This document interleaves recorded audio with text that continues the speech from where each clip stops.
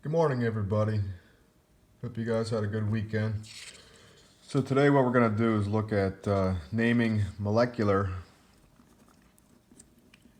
compounds and writing formulas. So some of your basic rules for molecular. You have to use prefixes, okay? So what you're going to see is a list of prefixes you got to kind of memorize. Mono, di, tri, tetra, penta, hexa, hepta,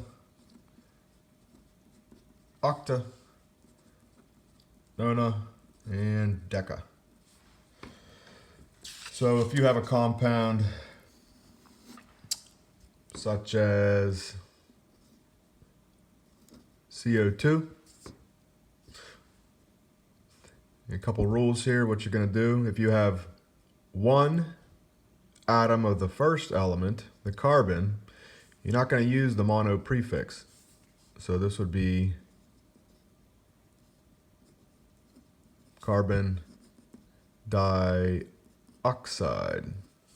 Notice you're still using the change to the second element. The oxygen becomes the oxide. Okay. Now there are cases where you will use the mono prefix, but it's only with the second element. So if you had something like NO,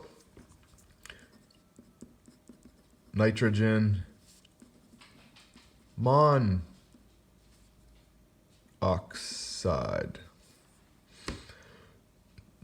Notice I'm actually dropping that one of those O's. It's not going to be monooxide. I have to drop one of those O's. Maybe we have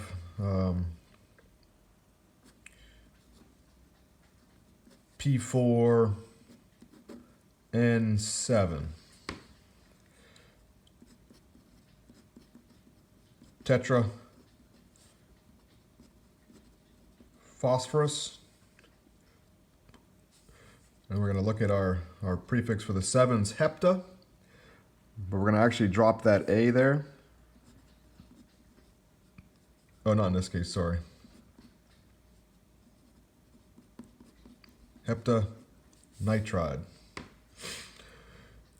If you had P4, let's say you had O8, now you're going to have tetra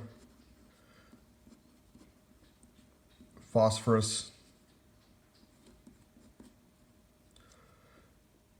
Now you're going to see octa oxide, but you're going to drop that A. So you're going to call it,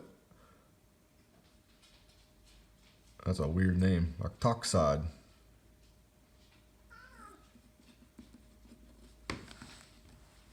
So that A gets dropped there.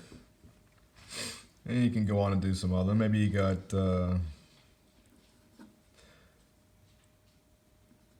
S3Cl6. All right, so you got tri-sulfur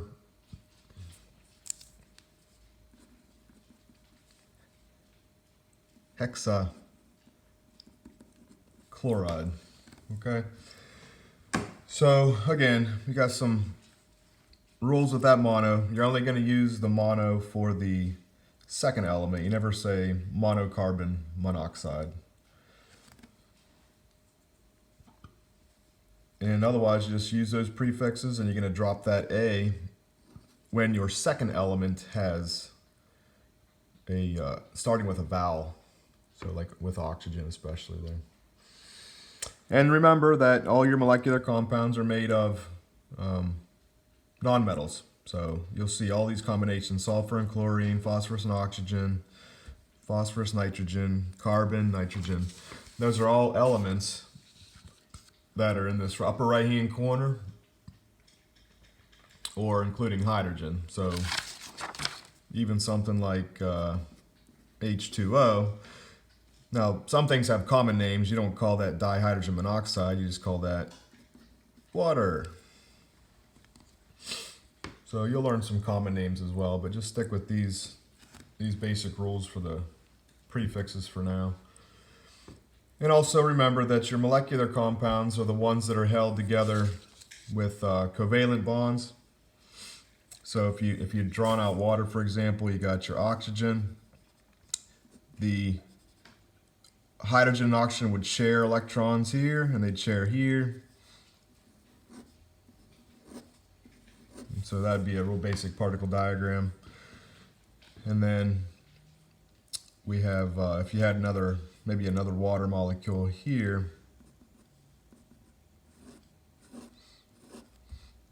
you got those weak intermolecular forces that hold them together, and that gives a lot of your molecular compounds very low melting points and low boiling points.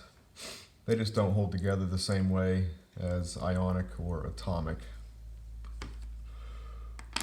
That's pretty much it for today.